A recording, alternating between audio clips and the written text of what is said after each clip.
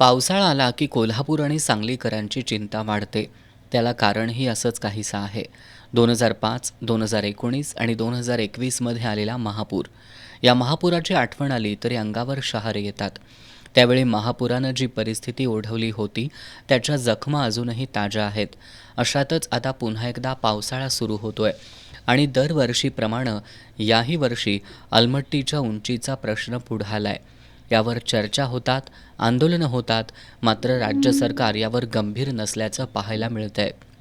राज्यकर्त्यांच्या उदासीनतेमुळं राज्याच्या हक्काचं पाणी आंध्र प्रदेश आणि कर्नाटकनं पळवलंय. आता किमान त्याच पाण्यामुळं कोल्हापूर सांगलीवर ओढवलेली अलमट्टीची आपत्ती तरी राज्यकर्त्यांनी रोखण्याची आवश्यकता आहे.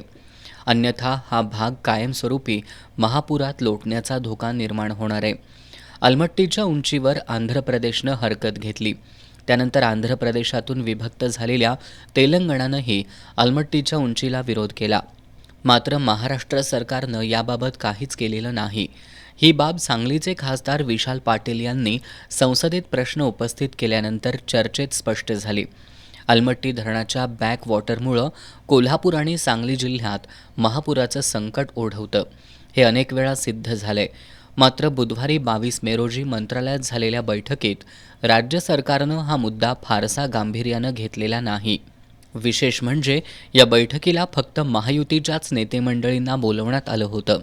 महाविकास आघाडीच्या लोकप्रतिनिधींना बोलवण्यात आलेलं नाही. याचाच अर्थ या गंभीर प्रश्नात देखील सरकारला राजकारणच करायचं आहे. आता पुन्हा सरकारनं अलमट्टीच्या प्रश्नावर 15 दिवसांनी बैठक बोलावली आहे. आंध्र प्रदेश आणि तेलंगणा सर्वोच्च न्यायालयात जात असेल तर महाराष्ट्र सरकारची भूमिका वेगळी का, असा सवाल या निमित्तानं उपस्थित होतोय. अलमट्टी धरणाची उंची वाढवण्याच्या कामाला लवकरच सुरुवात होणार आहे. त्यामुळे अलमट्टीच्या उंचीला आत्तापासूनच विरोध करण्याची गरज आहे. अन्यथा कोल्हापूर आणि सांगली जिल्ह्यातील शेकडो गावांना जलबुडीचा धोका आहे.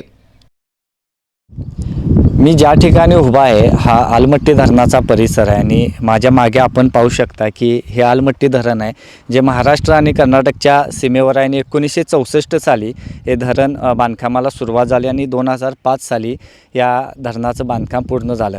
जवळपास 519 मीटर या धरणाची सध्या उंची आहे आणि कर्नाटक सरकारने आणखी एक 5 मीटरने या धरणाची उंची वाढवून 524 मीटर करण्याचा निर्णय घेतलेला आहे. मात्र मुळातच 2005, 2019 आणि 2021मध्ये जी कोल्हापूर आणि सांगलीमध्ये महापुराची भीषण परिस्थिती ओढवली होती, ते अलमट्टी धरणाचं जे बॅकवॉटर आहे त्यामुळे ही महापुराची भीषण परिस्थिती ओढवल्याचं हे अनेक वेळा सिद्ध झालेलं आहे. आणि त्यामुळंच या धरणाची उंची वाढवण्याला विरोध होत आहे. ही सर्व दृश्य आपण पाहू शकतो की ही अलमट्टीची आहेत. मात्र ह्या उंचीला आता तेलंगणा त्याचबरोबर आंध्र प्रदेश सरकारनं देखील अलमट्टीची उंची वाढवण्याला विरोध केलेला आहे. एकूणच महाराष्ट्रातल्या कोल्हापूर आणि सांगली या जिल्ह्यांनी देखील विरोध दर्शवलेला आहे की पुन्हा 5 मीटरने जर धरणाची उंची वाढवली तर महापुराची भीषण परिस्थिती निर्माण होणार आहेत. आणि त्याचमुळं महाराष्ट्र सरकारने देखील यामध्ये लक्ष घालावं अशी देखील मागणी होत आहे. खरं तर तेलंगणा सरकार देखील सर्वोच्च न्यायालयात गेलेलं आहे आणि त्या ठिकाणी स्थगिती मिळालेली आहे.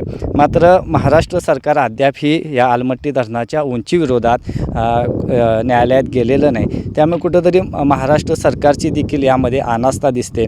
कारण ज्यावेळी महापूर आला त्यावेळी पंचगंगा आणि कृष्णा नदीच्या काठावरील शेकडो गावं या महापुरामध्ये बुडून गेली होती आणि आर्थिक त्याचबरोबर मोठं नुकसान या ठिकाणी झालं होतं. मात्र राज्य सरकारने अद्याप याबाबत कोणतीही याचिका दाखल केलेली नाही. त्यामुळे सरकारची देखील कुठंतरी अनास्था दिसते आणि यानंतर आता पुढं राज्य सरकार काय निर्णय घेणार हे देखील आपणाला पाहावं लागणार आहे. एस न्यूजसाठी अलमट्टीहून कॅमेरामॅन अभिजित पाटीलसह इक्बाल रेटरेकर.